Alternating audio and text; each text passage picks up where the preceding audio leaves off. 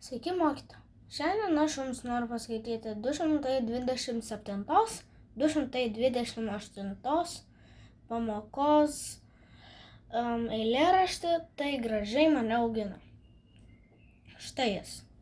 Tai gražiai mane augino, laukas, pieva, kelias, upė. Tai gražiai už rankos vedė, vasaros diena ilga.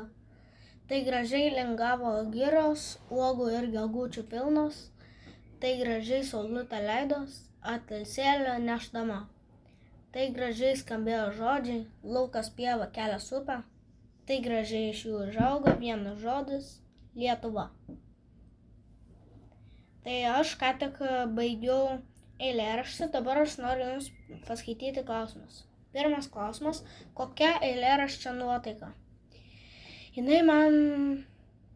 Man tai jinai jauki yra, dėl to nes jinai kalba apie mūsų tėvynę.